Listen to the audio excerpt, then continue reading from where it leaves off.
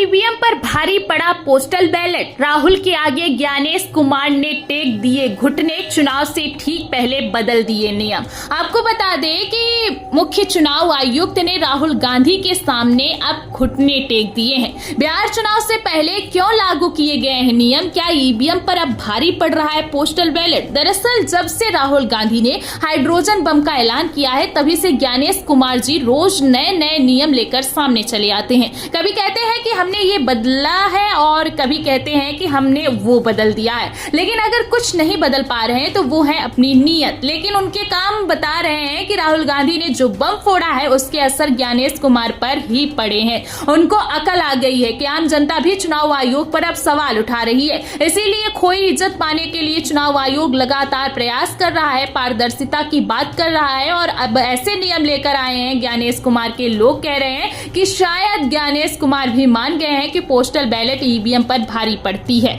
लोग तो यहाँ तक कह रहे हैं कि अगर यह नियम पहले लागू हो जाते तो शायद मोदी जी आराम से बनारस की सीट गंवा देते। तो क्या कहते हैं ये नियम और इस बिहार चुनाव से ठीक पहले क्यों लाया गया है, सब कुछ आपको बताएंगे। फिलहाल आपको वीडियो को शेयर करना है और वीडियो को लाइक करना है, क्योंकि दोस्तों अगर आप चाहते हैं कि आप तक सच्ची खबर पहुंचे तो इस वीडियो को ज्यादा से ज्यादा शेयर करें और हमारी पत्रकारिता को पसंद करें। तो दोस्तों जब नए चुनाव नियमों का लेखा जोखा सामने आता है तो हमें ये सोचना चाहिए कि लोकतंत्र की रक्षा कौन करेगा। चुनाव आयोग ने हाल ही में एक ऐसा नियम बनाया है जो बेशक बात तो पारदर्शिता और समानता जैसी करता है, लेकिन अगर इसे राजनीतिक इच्छाओं से मिलकर लागू किया गया है तो यह लोकतंत्र की रीढ़ को तोड़ सकता है। दरअसल चुनाव आयोग का कहना है कि अब पोस्टल बैलेट की गिनती में देरी हो तो ईवीएम काउंटिंग को बीच में ही रोक दिया जाएगा। मतलब अगर बैलेट बहुत ज्यादा हो तो और भी ज्यादा काउंटिंग टेबल बनाए जाएंगे।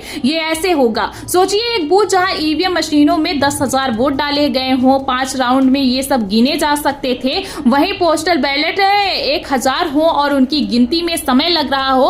अब नए नियमों के अनुसार ईवीएम गिनती को चौथे राउंड में रोक दिया जाएगा जब तक कि बैलेट की गिनती पूरी ना हो जाए। इससे यह सुनिश्चित किया जाना है कि बैलेट वोटों का सही समय पर और सही तरह से गणित हो। लेकिन ये नियम वास्तव में किसके फायदे में करेगा और किसके खिलाफ होगा, इस पर संदेह बना हुआ है, क्योंकि जिस तरीके से पिछले कुछ चुनावों में चुनाव आयोग की भद्द पिटी है, इसके बाद से ही चुनाव आयोग के हर एक प्रयास से साजिश की बू आने लगी है। अब अगर यह बदलाव निष्पक्षता से लागू हो तो वोटों की गिनती में धांधली की गुंजाइश कम हो सकती है। यह उन सेंटर्स के लिए विशेष रूप से महत्वपूर्ण होगा जहां पोस्टल वोटों की गिनती की जाती है, जिससे अक्सर ऐसे केंद्र राजनीतिक विवादों में पड़ जाते हैं। आयोग का दावा है कि यह कदम काउंटिंग प्रक्रिया में समानता और ज्यादा पारदर्शिता लाएगा, लेकिन ध्यान दीजिए कि यह बदलाव ठीक उसी समय आ रहा है जब कांग्रेस और राहुल गांधी चुनाव आयोग पर लगातार आरोप लगा रहे हैं कि उसमें असंतुलन है। और राहुल गांधी ने दावा किया है कि ईसीआई और विशेष रूप से मुख्य निर्वाचन आयुक्त ज्ञानेश कुमार वोट चोरों की रक्षा कर रहे हैं। ज्ञानेश कुमार पर आरोप है कि उन्होंने भाजपा के साथ सांठगांठ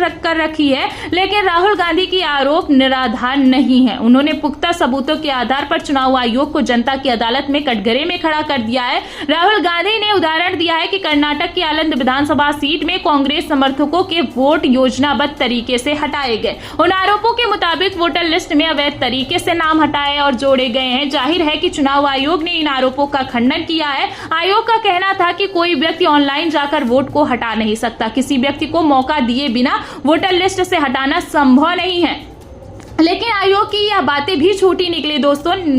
दरअसल आयोग ने यह भी बताया कि आनंद मामले में 2023 में कुछ हटाने के प्रयास हुए और उन पर एफआईआर दर्ज की गई है और जांच की प्रक्रिया शुरू की गई थी, लेकिन उसने सीआईडी के 18 पन्नों का जवाब क्यों नहीं दिया ये बताना भूल गए। ज्ञानेश कुमार तो राहुल गांधी को 7 दिनों का अल्टीमेटम दे रहे थे, लेकिन उल्टा राहुल गांधी ने ही ज्ञानेश कुमार को 7 दिनों का समय दे दिया।